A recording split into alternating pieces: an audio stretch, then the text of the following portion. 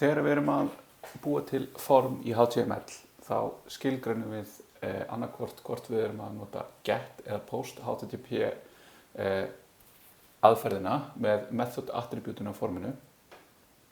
En þegar við notum form með methodinu get þá sendum við gögnin með get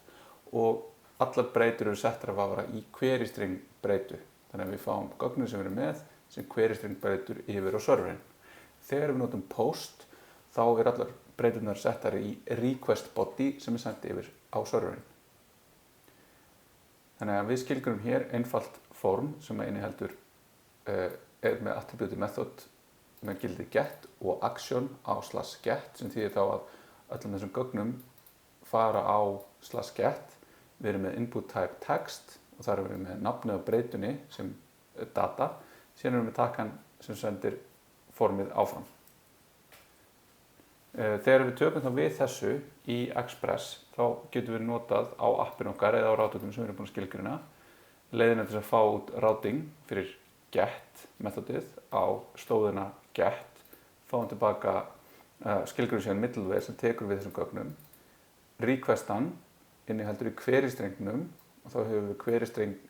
query objektið lykilinn á request objectnum sem inniheldur þá data lykil og við getum þá lesið út þau gögn sem koma. En þegar við sendum post þá koma gögnin sem straumur og það þá request í raun og veru event emitter og þetta þýðir þá að það sé meira vesen að taka við gögnunum svona hrátt úr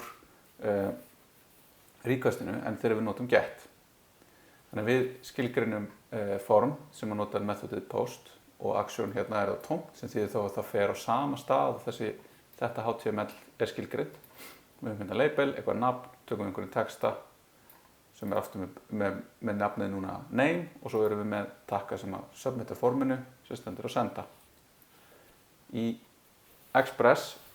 þá þurfum við að taka við gögnunum á einhvern hátt og lesa þau úr þessum straum og þá í svona einföldustu mynd það sem við þurfum að gera að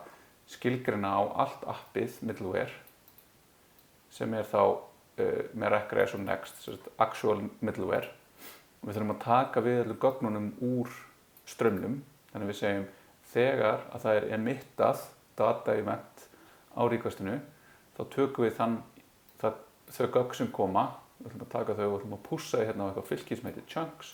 síðan fyrir end, þegar það búið þá fáum við hérna end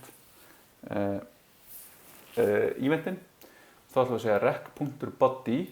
og það ákveðin venja að kalla þetta body og þá ætlum við að setja gögnin sem eru í þessum chunks joina þeim bara saman og við ætlum að kalla það næsta middleware. Síðan á routingi okkar fyrir hérna post á /post eða tómastrengin eins og var í dæminu undan þá segjum við postgögnin voru og lesum úr þá rec.body. Almennt rec.body ekki til þannig að hér erum við búin að búa til með því að segja rec.body en eins og við sjáum eftir þá hefur við líka leið til þess að gera þetta almennt. En encodingin á þessum gögnum sem komum með fórstunu eru skilgreind í gegnum ends-type attributið. Þar sjálfgjafið application x form URL encoded og þá eru gögnin URL encoded. Það að segja það búið að kóða íslenska stafi og stafi sem ekki ASCII í kóðum fyrir þá og við höfum ampersand á milli reita, á milli gagnareitana. Þannig að við höfum hérna data, jafnt og eitthvað, ampersand,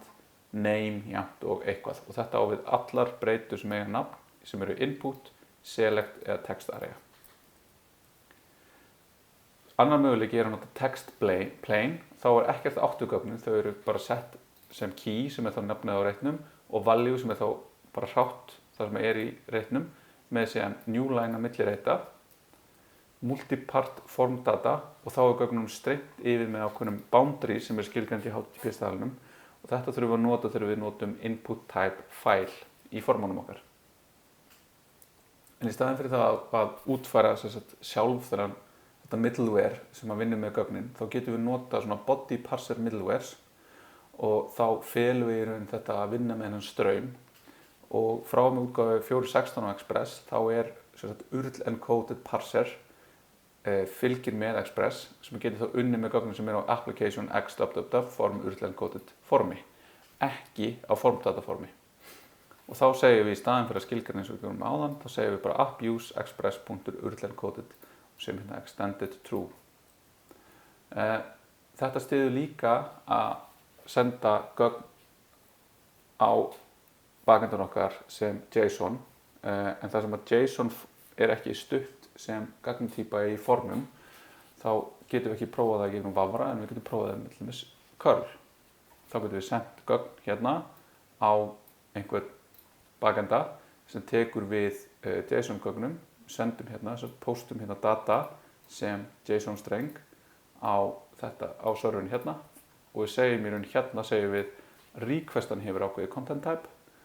en ekki bara response, þannig að þarna sjáum við í raun hvernig requestan getur haft content type ásamt því að response getur haft síðan content type. Og þetta byggir líka á body parser og þetta munum við nota þegar við förum að vinna með vefþjónustur. En ef við skoðum dæmi um það hvernig þetta virkar, þá eru hérna dæmin sem fylgja þessu og við erum með hérna fyrsta dæmi sem bara fyrir get og þetta keyrir hvernig vefþjónustur localhost 3000 og ef við keyrum hann upp hérna og opnum klikka hérna, svona, hérna þetta, stækkum þetta aðeins. Nú segjum við hérna sendu við og ef við opnum hérna og setjum network, segjum ASDF, senda, þá segjum við hérna get data ASDF framkvæmt, við sjáum það líka hérna í slóðinni og við sjáum hérna data ASDF og við fáum get gögn ASDF